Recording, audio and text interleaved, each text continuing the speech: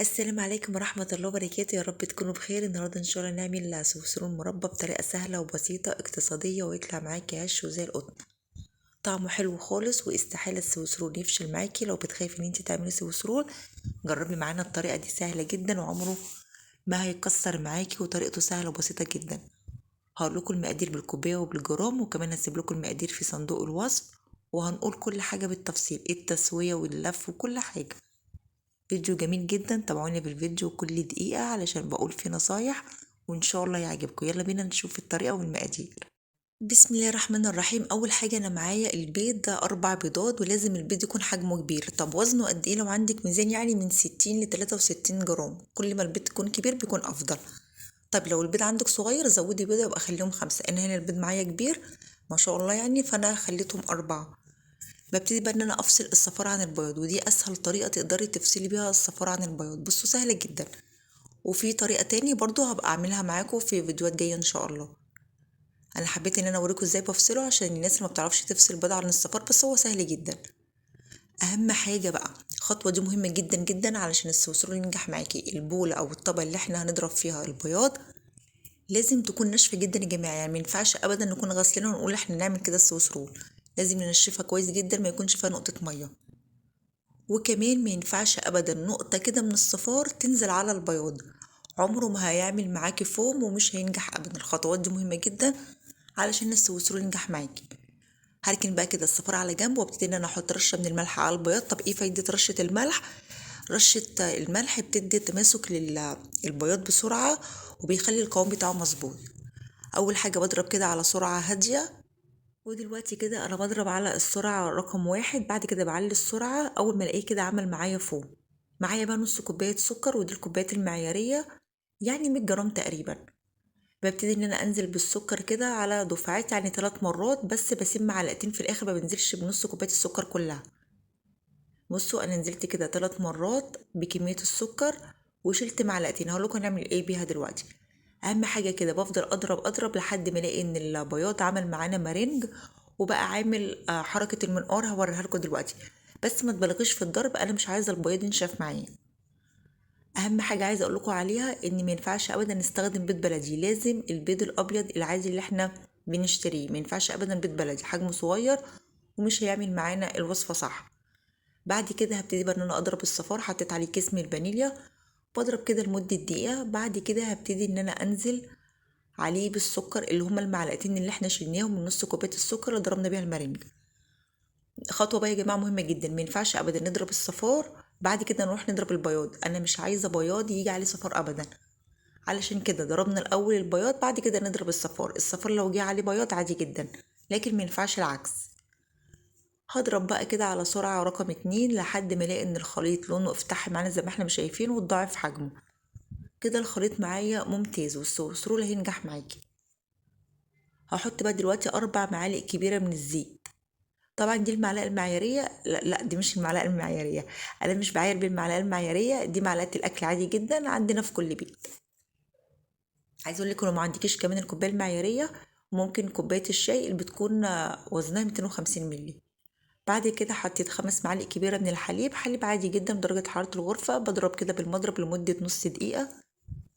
بعد كده انزل بالمكونات الجافه، معايا نص كوبايه من الدقيق زائد معلقه كبيره هرميه من الدقيق، طبعا نخلاه وعليه رشه ملح ونص معلقه صغيره من البيكنج باودر. بعد كده خلاص مش هستخدم بقى المضرب الكهربائي تاني، بالمعلقه الخشب او اي معلقه، وابتدي ان انا اقلب كده الدقيق مع الصفار بالراحه عشان الهواء ما يخرجش. طبعا انا مسرعه الفيديو علشان بس الوقت الفيديو ما يطولش. وزن الدقيق يا جماعه 70 جرام. انا قلت لكم كده المقادير بالكوبايه وبالجرام عشان اللي حابب يشتغل بالجرامات او بالكوبايه. الخطوه دي بقى مهمه جدا عشان السوسول ينجح معاكي. باخد جزء كده من البياض وانزل بيه على الصفار، بقلب بالراحه جدا من تحت لفوق بحرص يا جماعة عشان ما نخرجش الهواء اللي احنا دخلناه، عشان السويسرول ينجح معاكي. طبعا انا مسرعة الفيديو علشان بس الوقت الفيديو ما يطولش عليكي، لكن انا بقلب بالراحة جدا. كل شوية كده باخد كمية من البياض وابتدي ان انا اقلب. خطوة بقى التقليب مهمة جدا. بصوا انا بقلب كده من تحت لفوق بالراحة، وانا بطلع المعلقة ما اطلعش كده يا جماعة بوشها او بظهرها، بطلع بيها كده بسيف علشان ما اخرجش الهواء. هوريكم دلوقتي وانا شغالة معاكم. شايفين كل شوية باخد جزء كده من البياض وبقلب بالراحة، ما نزلش الكمية التانية. بصوا هي دي اللي انا قصدي عليها، اللي انا بطلع، بصوا ازاي بطلع كده، لكن ما بطلعش الطريقة ديت. لو طلعتي كده بظهر المعلقة الهواء بيخرج معانا، لازم نطلع كده بسيف المعلقة. وزي ما قلت لكم بالراحة جدا، بس انا مسرعة الفيديو. بنزل بقى كده بكل الكمية، ما بنزلش بكمية البيض التانية غير لما اتأكد ان اول الكمية اللي احنا نزلناها بتاعة البياض اختلطت كويس جدا. حضرت بقى صاج 36 في 26، وحطيت عليه ورق زبدة. ده مش ورق زبدة، ده ورق حوشي. ده بديل الورق الزبدة. ورق الحواوشي عايزة اقول لكم ان هو بيكون ارخص كتير من ورق الزبدة وحلو جدا. ده الصاج مقاس 36 في 26. بنزل بقى بكل كمية كده الخليط، وابتدي ان انا اوزعه. اهم حاجة نوزعه كويس عشان ما يبقاش جنب عالي وجنب واطي. بكون مسخنة الفرن على درجة حرارة 180. بدخله على الشبكة اللي في النص، بيقعد تقريبا 20 دقيقة. ما تكتريش اكتر من كده علشان السوسول ما ينشفش معاكي. هوريكوا قد ايه الطريقة ديت حلوة جدا ومقاديرها مظبوطة وبيطلع تحفة. اهم حاجة كده بس ان احنا نسويه، وبخبطه كده خبطتين على الرخامة، وبجيب الخلة الخشب وابتدي ان انا اعمل بالخطوة ديت علشان بس لو في اي فقاعات هوا ما تكونش موجودة. وده كده السويس رول بعد ما استوى، خد معايا في الفرن 20 دقيقة. ما شغلتش الشواية ولا اي حاجة، هو خد اللون الحلو ده اللي احنا شايفينه لوحده. اول ما بيطلع من الفرن بشيله من الصاج على طول وبغطيه بورق زبدة، بس انا مش عايزة الورقة تلامس وش السويس رول عشان ما يقشرش معايا. وهسيبه بقى لحد ما يبرد تماما. بعد ما برد ابتديت ان انا اسلك الجوانب بتاعه السويس رول. طبعا ممكن تسلكيها اول ما بيطلع من الفرن على طول براحتك، هي مش هتفرق. هقلبه بقى على الناحيه التانية، وابتدي كده ان انا اشيل ورقه الزبده او ورق الحوش اللي احنا حاطينه بديل ورق الزبده. بصوا بتشال معايا بكل سهوله، حلو جدا. قلبته بقى تاني. بعد كده ابتدي ان انا اساوي الاطراف. ما بنقطعش كتير يعني، هي حتى بسيطه كده عشان بس يكون مساوي معانا واحنا بنلفه. هنيجي بقى عند الطول، مش هقطعها كده طبعا، ده ما بيترميش يا جماعه، ده هيتاكل دلوقتي. بصوا بقى من هنا مش هقطعها كده، بصوا هقطعها بورب عشان لما اجي الف السويس رول يكون اللفه معايا مظبوطه. ما شاء الله السمك بتاعه حلو جدا، وبصوا مرن ازاي ولا بيتكسر ولا اي حاجه. بعد كده هبتدي ان انا اجيب بقى ورق زبده واحط كده، طبعا دي ورقه نظيفه جديده يعني، وابتديت بقى ان انا اقلبه واحط دي بقى مربى ايه، ده مربى الرمان اللي انا عملتها معاكم. عايزه اقول لكم مربى الرمان دي حلوه جدا جدا جدا. اللي انا صورتها معاكم خلصت وجبت تاني والله وعملتها من جمالها. طعمها حلوة جدا جدا. طبعا بتحطي بقى الكمية اللي انت عايزاها، تقللي تزودي زي ما انت حابة. ممكن تحشيها مربى فراولة، مربى مشمش، شوكولاتة، نوتيلا، كريمة، الحشو براحتك وزي ما انت حابة. هبتدي بقى كده ان انا الفها بالطول. بصوا ما بيتكسرش معايا ولا اي حاجة، والوش محافظ على شكله ولا قشر ولا اي حاجة. ابتدي بقى ان انا اضغط كده عليها علشان اخد شكل الرول مظبوط. بصوا القفلة عاملة ازاي حلوة جدا. بعد كده الفها بقى وبدخلها التلاجة يعني تقريبا لمدة ساعة أو ساعتين، وبعد كده هوريها لكم.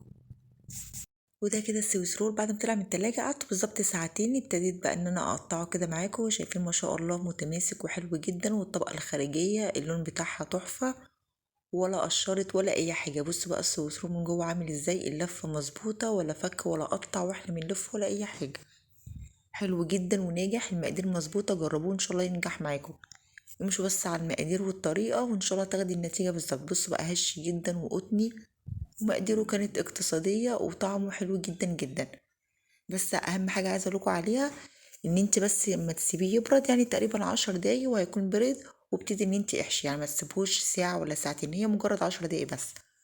ده كده كان الفيديو النهاردة. اتمنى ان انتوا تجربوا السويس رول بطريقة سهلة وبسيطة واقتصادية، وان شاء الله يعجبكم. لو بتشوفوني لاول مرة ياريت تشتركوا في قناتي وتفعلوا الجرس على الكل، وما تنسوش يا حبايب قلبي تعملوا لايك للفيديو. شكرا لكم والسلام عليكم.